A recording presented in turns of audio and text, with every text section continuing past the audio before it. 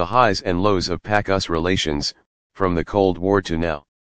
The relations between Pakistan and the United States have always been based upon national interests and America's dominant power position. While analyzing the history of this relationship, Aamina Binte Khurram argues that since the 1950s, the US has done its best to influence Pakistan's foreign and domestic policies and pressurized the state to do its bidding in the South Asian region. The United States has leveraged Pakistan's weaker position, and coerced Pakistani leaders on many occasions. Hence, it comes as no surprise that the Pakistan-US relationship has been marred with periods of hostility whenever the interests of the two states have diverged. The rocky Pakistan-US relations.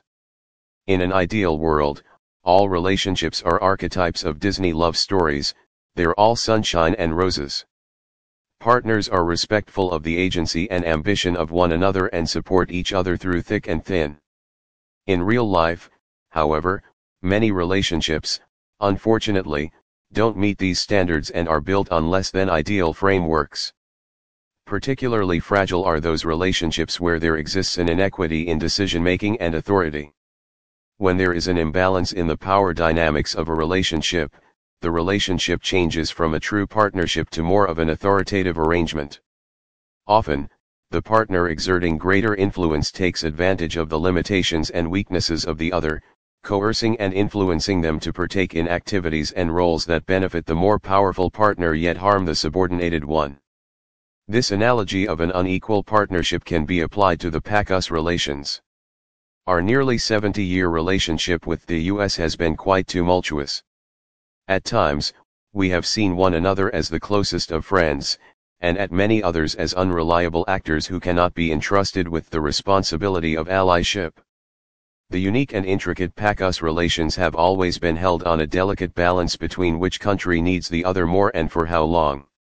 Such a fragile balance is easy to break, and over the years, it often has broken down. Yet somehow, like a self-righting toy, it always reconsolidates in one shape or the other. Cold War, a period of consolidation. The saga begins in 1950, when Prime Minister Liaquat Ali Khan toured the United States for an official 23-day visit. This is often seen as the single most significant event that kicked off Pakistan and US relations, which, for the first few years at least, turned out to be warm and friendly. Post-partition, the newly found fragile state of Pakistan was looking to make meaningful partnerships and collaborations in the global arena, which was governed by the bloc politics of the Cold War. Prime Minister Liaquat Ali Khan speaking with President Harry S. Truman on his visit to the U.S., 1950. Initially, the country attempted to stay non-aligned and forge relationships with both the USSR and the US, the major political actors of the time, and the chief heavyweights of communism and capitalism, respectively. However, it soon became apparent that such an approach was unrealistic.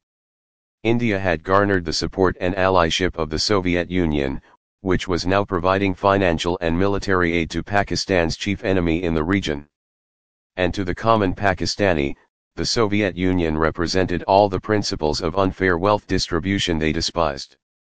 Thus, when Liaquat Ali Khan received the invitation to visit the US for his first official trip to the country, he immediately accepted and spent the next few weeks meeting American leaders and the public, introducing them to Pakistan and its history.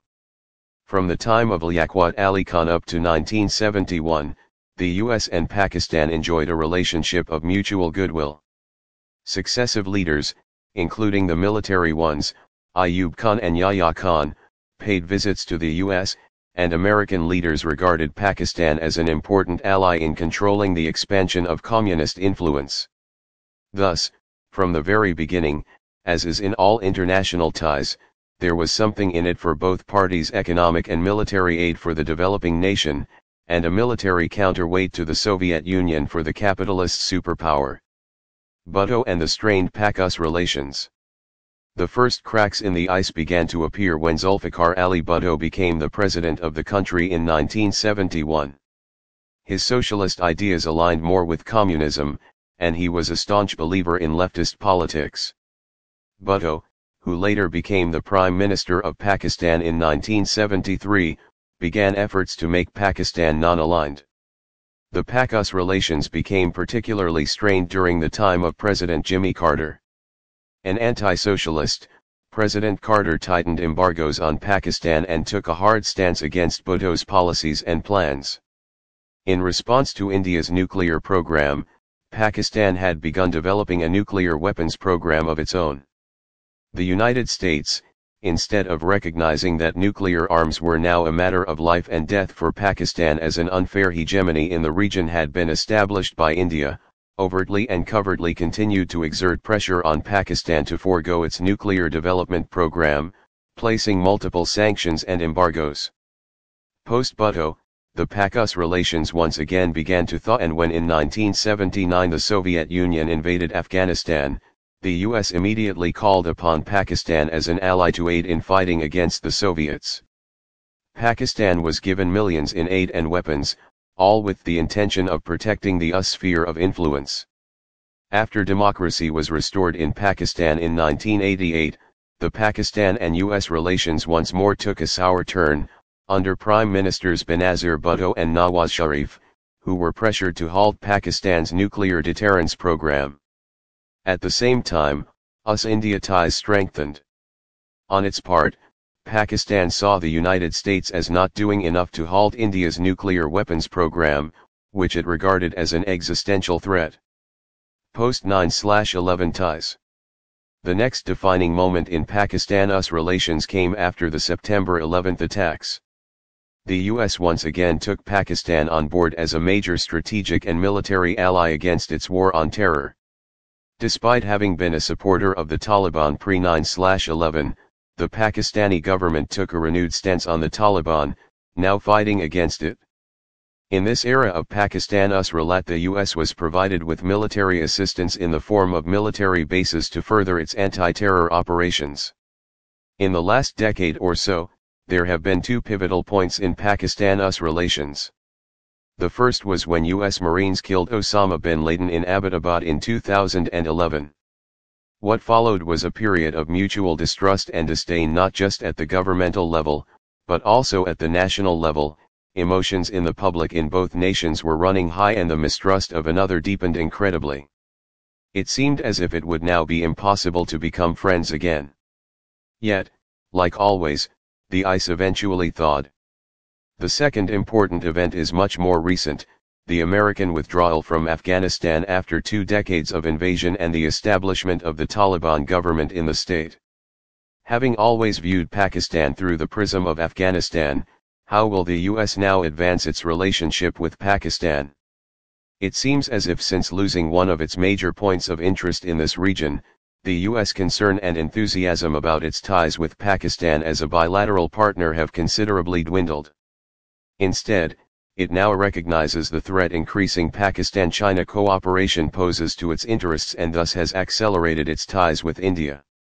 This overview of the Pakistan-US relations demonstrates one important point: ties between the two countries have always been mercurial, and unfortunately, we have often been at the receiving end of the stick. Who dictates what? The United States has a long history of exerting its influence on Pakistani politics. This influence can be divided into two domains: Pakistan's foreign relations, and its domestic policies. In wanting to keep close ties with the United States, Pakistan has often had to tweak its foreign policy, a prime example of how the sacrifices made in the Pakistan-US relations have almost always been one-sided. From not establishing ties with nations the US is not on good terms with, and losing the chance to forge beneficial ties for itself, to creating partnerships solely for the sake of appeasing Uncle Sam, our foreign policy, unfortunately, has a long history of clandestine and sometimes even obvious, US interventions. Similarly, Pakistan's domestic politics too have seen their fair share of meddling and outside influence, as apparent from the recent regime change allegations against the US amidst the current political crisis in Pakistan.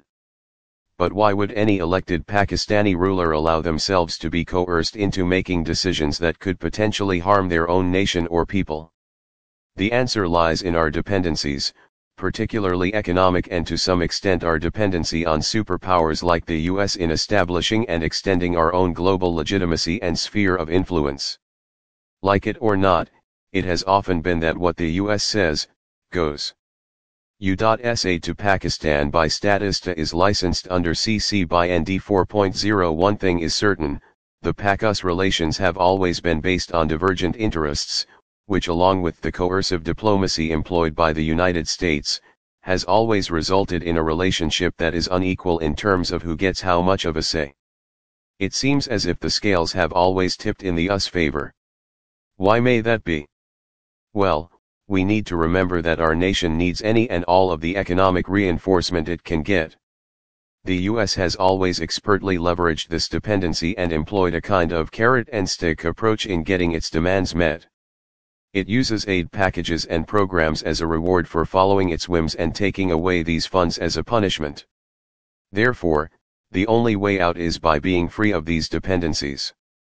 Only when our economy is a global force to be reckoned with will we be able to afford being treated as an equal partner in our ties with the most developed countries of the world.